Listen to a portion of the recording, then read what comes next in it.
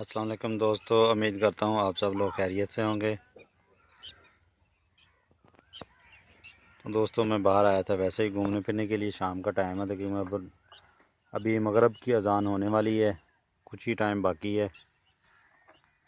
तो घर पे बहुत ज़्यादा गर्मी थी तो मैंने कहा थोड़ा सा बाहर घूम लिया जाए, मौसम बहुत अच्छा है। तो मैंने कहा ये जाते हुए ये सीन कैप्चर करूँ। ये देखें 4-5 कुत्ते हैं, ये गर्मी की वजह से खाले में नहा रहे थे। नहर ये पानी लगाया हुआ था उसी में। फिर एक वो छोटा सा परिंदा वो टिटोली बोलते हैं उसको, वो ज़मीन के ऊपर अंडे देती है, तो वो उनको अपनी अंडों की तरफ से भगा रही थी, तो ये उनके पीछे लग गए सारे। अभी वैसे शाम का टाइम है, बहुत ही प्यारा मंज़र है।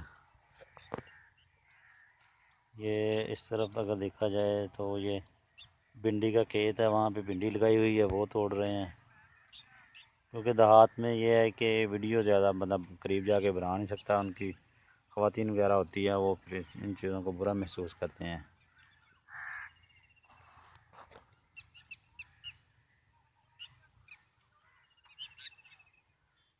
पुरसकून माहौल है।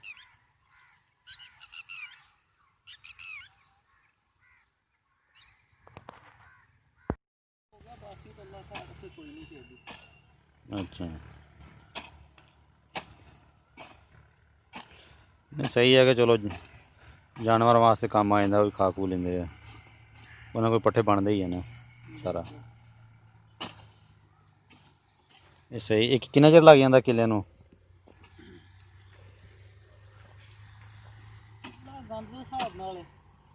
अच्छा, मतलब ट्रैक्टर भी विच मारिया ना?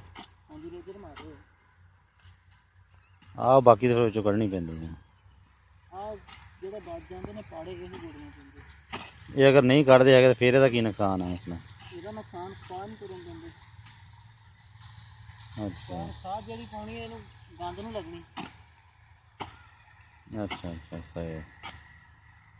ਸਿਆਣਿਆਂ ਦੀ ਮਿਸਾਲ ਜਿੰਨੀ ਗੋਡੀ ਓਨੀ ਗੋਡੀ, ਜਿੰਨਾ ਖਾਲ ਓਨਾ ਖਾਲ। ਨਹੀਂ ਉਹ ਹੈ ਤਾਂ ਇਸ ਤਰ੍ਹਾਂ ਹੀ ਹੈ। अगर गोडी होएगी तो चाप करेगी, और जो हल वजनगे पूरी जमीन पोली होएगी, बूटा तुरेगा। सही है। गंद भी खत्म हो जाएगा। आ जी खाद पानी असी इनू लगती जानी है। सही। जे इनू असी गोडी नहीं करांगे उदा खाद जिन्नी पानी है गंद नहीं लगनी। ਆਹੋ ਤੇ ਫਿਰ ਸਾਫ ज़रा घाह ਨੂੰ ਜ਼ਿਆਦਾ ਲੱਗ ਜਾਏਗੀ ਨਾ, ਫਿਰ ਘਾਹ ਹੋਰ ਜ਼ਿਆਦਾ ਮਚਰੇਗਾ। ਹੁਣ ਹੀ ਵੇਖ ਲਓ ਇਹ ਖਾਦ ਨਹੀਂ ਪਾਈ। ਅੱਛਾ, ਗੰਦ ਉੱਤੇ ਚੜਾ ਨਾ ਫਿਰ ਲਿਆ ਹੈ ਤਾਂ ਇਦਾਂ ਹੀ ਹੈ। ਅਜੇ ਗੋਡੀ ਪਿੱਛੇ ਹੋਈ ਹੈ, ਪਿੱਛੇ ਖਾਦ ਪੁੱਟੀ ਜਾਣੀ ਸੀ, ये सारा असर जरा तबाह की जाएगी।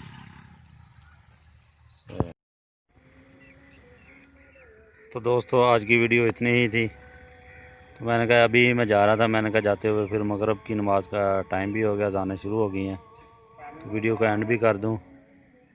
तो जाते हुए छोटी सी रिक्वेस्ट है, चैनल को सब्सक्राइब कर दें, वीडियो को लाइक शेयर करें, बेल का बटन प्रेस करने के बाद ऑल पे क्लिक करते हैं। नेक्स्ट वीडियो में मिलते हैं जी। ओके, अल्लाह हाफिज़।